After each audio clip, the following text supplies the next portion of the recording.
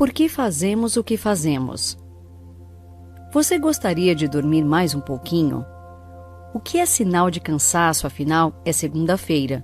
Provavelmente o final de semana foi movimentado, com festas, atividade física, viagem, e você precisaria de mais algumas horas até o corpo se recuperar de um esforço intenso. Se a vontade, no entanto, é de não sair da cama, isso é sinal de estresse. Você não enxerga mais razão para fazer o que faz. Há uma diferença marcante entre esses dois estados. Cansaço você resolve descansando. Estresse você só consegue evitar se compreender o motivo para fazer o que está fazendo.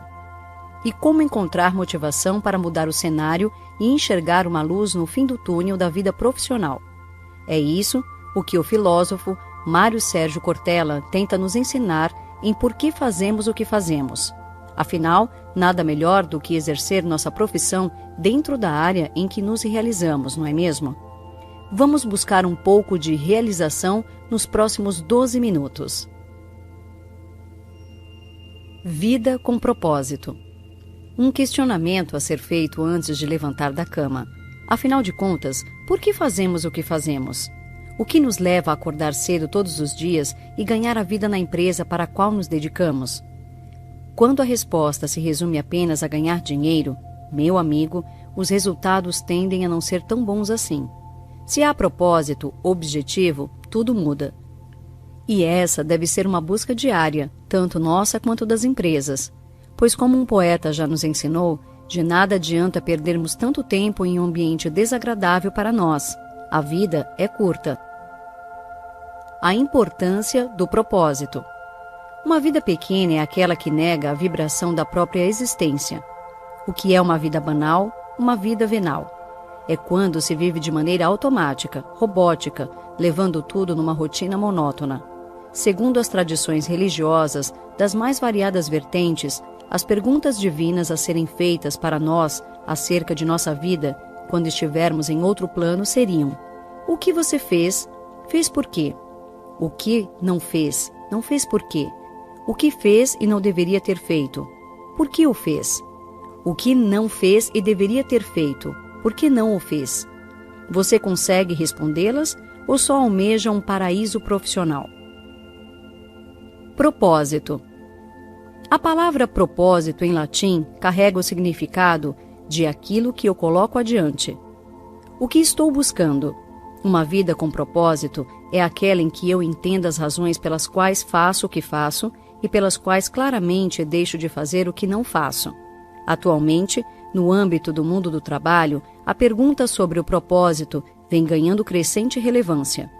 Boa parte das pessoas hoje deseja encontrar no emprego algo que ultrapasse o mero ganho salarial, como uma busca por ser reconhecido e valorizado em sua função.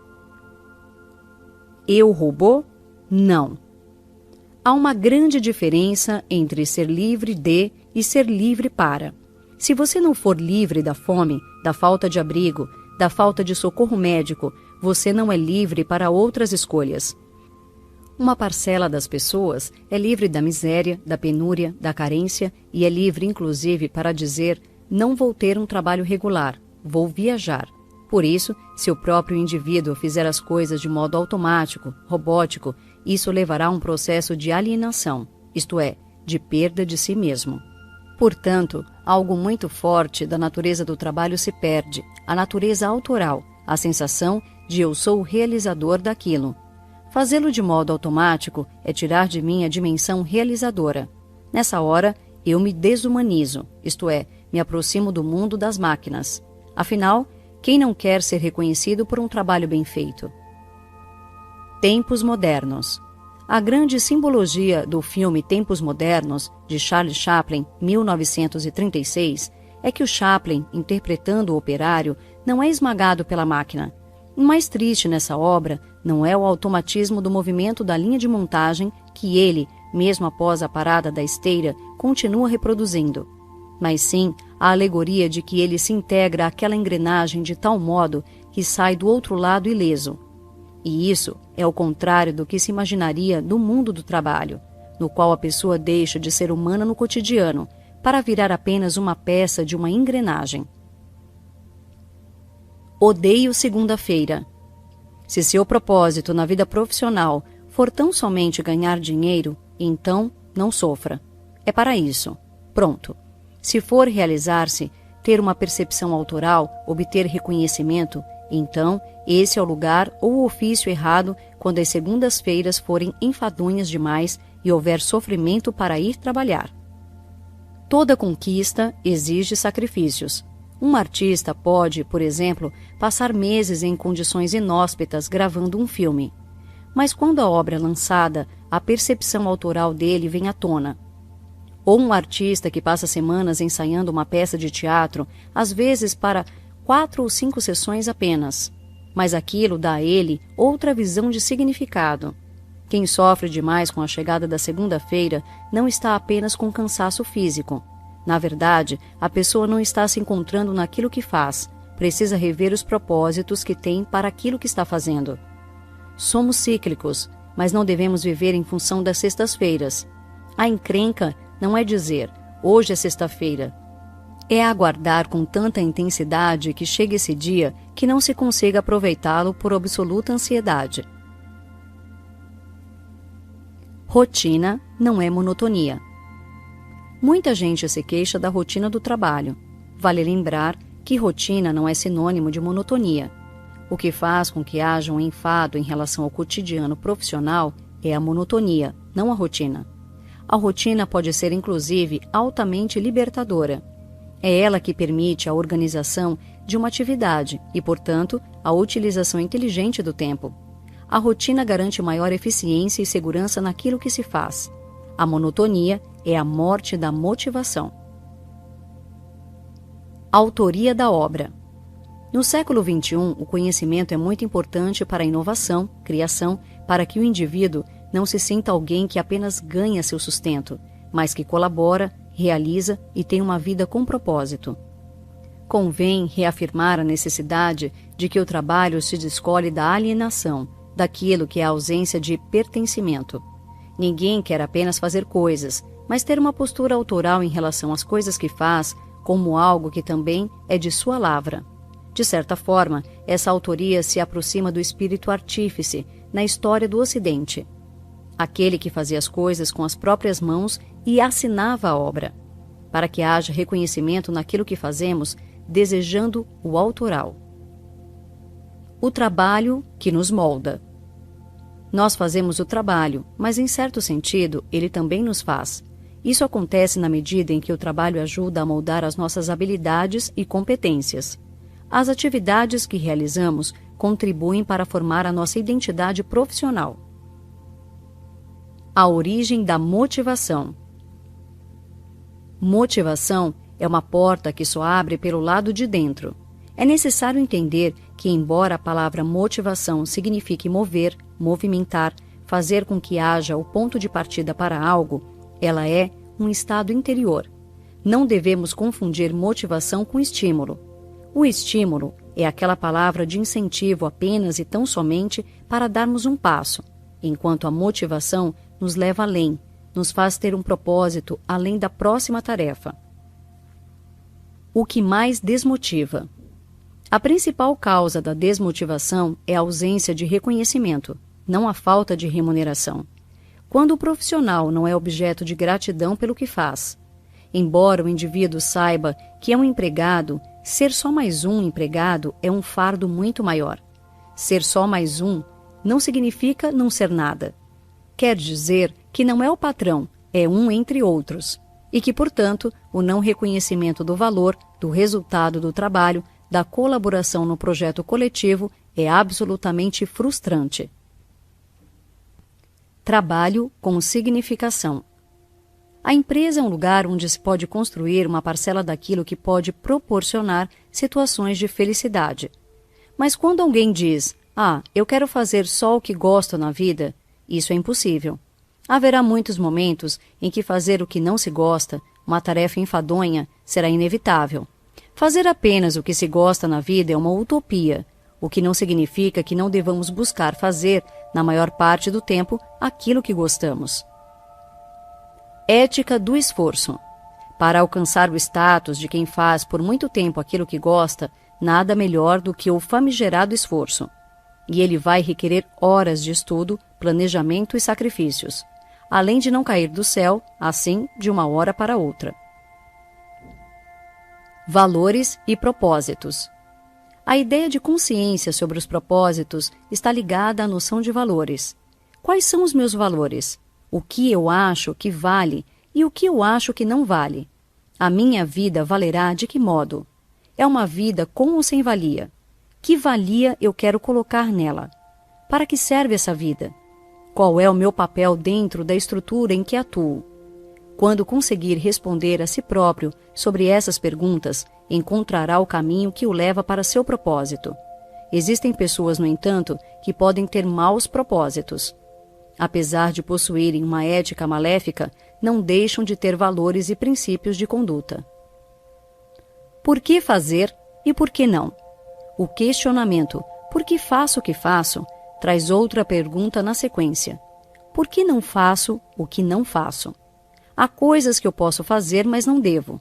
E há coisas que eu não faço porque considero indecentes. E porque acho indigno fazê-las, mesmo que alguém faça e isso seja uma regra não escrita de mercado, eu continuo preferindo não fazer. Isso é o que pauta a ética de cada um, bem mais do que simplesmente buscar uma meta a ser alcançada. Tempo, tempo, tempo. Como o trabalho ocupa uma parte significativa do nosso tempo, ele acaba se relacionando com outras dimensões da vida. A quantidade de horas que gostaríamos de dedicar à convivência com a família. Essa condição existe e é séria, porque somos seres pluridimensionais, agimos em várias frentes. Quem não gostaria imensamente de ficar muito mais tempo com os filhos, a esposa ou o esposo? Mas se fizesse isso, não teria os bens à disposição que permitiria desfrutar de algumas situações com todos os nossos entes queridos, como a casa onde nos encontramos, o passeio que fazemos e etc. Para formá-los, a dedicação ao mundo do trabalho e do emprego necessita uma intensidade muito forte. Mas ao fazê-lo, há a restrição do tempo de convivência. E essa equação deve ser bem dividida, para que não haja nenhum prejuízo em nenhum dos ambientes tão importantes. Futuros e pretéritos. Sabe aqueles momentos em que procrastinamos, adiando tudo o que parece ser importante? Quando pensamos assim, um dia, quando tiver tempo, vou fazer aquilo de que gosto. Assim que tiver melhores condições, vou me dedicar ao meu sonho. O meu plano, quando me aposentar, é finalmente fazer aquilo que me dá prazer. Frases dessa natureza são muito comuns em pessoas que alimentam a ideia de um dia se livrarem das atribulações do cotidiano e, enfim, se ocuparem da atividade de que realmente gostam. Esse projeto está invariavelmente no futuro. Temos, como humanidade, a percepção de que um dia fomos felizes. Em determinado momento, quando éramos mais simples, foi construída uma percepção de Éden, onde já vivemos, e a ideia de que voltaremos a esse lugar. A procrastinação contínua é um distúrbio e não nos leva a lugar algum. Eu era feliz e não sabia. Essa expressão tem aplicabilidade no nosso cotidiano. Muita gente costuma reclamar do dia a dia no trabalho, implica com uma série de coisas, se deixa afetar sobremaneira pelos contratempos. Mas, se por algum motivo esses profissionais forem afastados daquele ofício, começarão a sentir falta da rotina, do convívio, e os aspectos positivos ganharão destaque na memória. No mundo do emprego, o que entendemos como maçante, desagradável, era apenas um componente menor de um movimento muito mais frutífero do que aquilo. Nessa hora, é necessário lembrar que a constatação "eu era feliz e não sabia" é um sinal de inteligência, à medida que nós somos o único animal capaz de se sentir idiota. Porque nós temos uma consciência que é o tempo histórico, isto é, eu não vivo apenas o tempo, tenho percepção de passado, presente e desejo futuro. Lealdade à empresa até quando? A empresa, muitas vezes, é local onde se vivem dissabores, coisas que tiram o sabor do que se está fazendo, e passa a não ser mais agradável estar naquele ambiente, o que torna o trabalho dissaboroso. Ausência de reconhecimento, injustiça na promoção, desprezo em relação àquilo que faço, humilhação no cotidiano, assédio moral, portanto, tudo o que tira de mim o prazer, o gosto de estar ali. Nessa hora, é necessário avaliar se aquele tipo de dissabor é relevante ou pode ser colocado à margem. Se ele é decisivo para o meu bem-estar, se não for eventual ou circunstancial, preciso alterar a rota e me preparar para essa mudança. Desenvolvimento que gera envolvimento. O autodesenvolvimento é o que nos faz não agradar apenas aquilo que a empresa disponibiliza, mas procurar aprimorar a qualificação. E muitas vezes, esse processo é feito em acordo com a empresa, que facilita situações de autodesenvolvimento, seja remunerando uma parte do curso, seja liberando uma parte do tempo de trabalho para dedicação aos estudos. Esse é um pensamento moderno, pois o desenvolvimento de ambas as partes vai multiplicá-lo a favor da empresa e do funcionário mutuamente. Além do que, é mais um motivador para ambas as partes. Motivação em tempos difíceis. Nesses períodos de baixa, como encontrar motivação para continuar em busca de melhores resultados? Ora, assim como aprendemos a viver a fartura, precisamos aprender a viver a restrição. Não é agradável ter restrição, nunca o é, mas aprender a lidar com isso faz parte da formação da carreira de alguém. Assim como quando sofremos algum percalço na saúde e precisamos aprender a fazer dieta, a nos privar de comer alguns alimentos que nos dão satisfação. É preciso encontrar caminhos e compreender que são períodos. Organizações com propósito.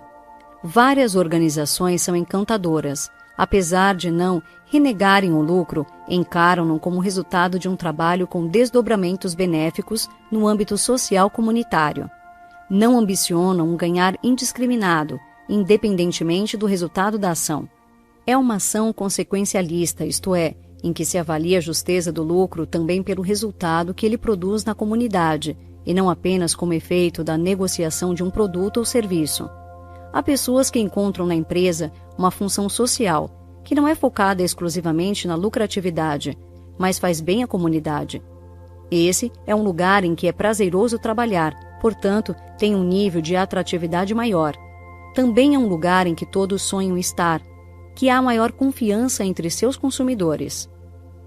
A empresa me sustenta, eu a sustento. Uma empresa precisa ter lucratividade, rentabilidade, produtividade e competitividade.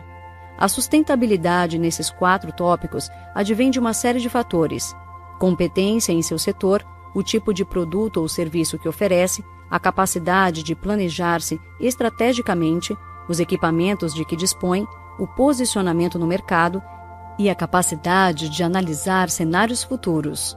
Mas também depende essencialmente do modo como ela maneja o estoque de conhecimento que detém, por meio dos colaboradores. Ao investir em educação corporativa, não necessariamente a empresa estará mais bem preparada. Essa relação não chega a ser direta. O contrário, entretanto, é automático. Não investir na formação implica uma perda significativa da competência e da qualidade. Há uma clássica frase que todos sempre lembramos: se você não acredita que educação é um bom investimento, tente investir em ignorância. Não existe uma relação direta, linear, entre formação e aumento de competitividade. Num mundo totalmente complexo, seria reducionista pôr essa questão sob um ponto de vista exclusivo. Hoje, no entanto, as organizações que se diferenciam são as que não enxergam o trabalho das pessoas como commodity e priorizam a qualificação permanente de seus quadros. Notas finais. Paciência na turbulência, sabedoria na travessia. É com essa mensagem que Cortella nos expõe os diversos momentos que podemos passar em nossa vida profissional antes de alcançarmos aquilo que queremos por meio da motivação. Não adianta sonhar inutilmente que só iremos trabalhar naquilo que gostamos, como também não adianta levarmos o trabalho apenas como meio de ganhar dinheiro, sem pensar em projetos que nos satisfaçam além da parte financeira. E a parceria empresa-funcionário pode ir além do que apenas a folha de pagamento. É isso que faz a diferença no mercado de trabalho atual. A motivação vem de dentro de nós quando passamos a responder o que nos leva a fazer o que fazemos, o que nos leva a querer o que queremos. E se o filósofo começou toda a reflexão com palavras de Mário Quintana, nada melhor do que encerrar com um toque poético, que também deve estar presente em nossa caminhada profissional. Do amoroso esquecimento. Eu agora, que desfecho, já nem penso mais em ti, mas será que nunca deixo de lembrar que te esqueci? Mário Quintana.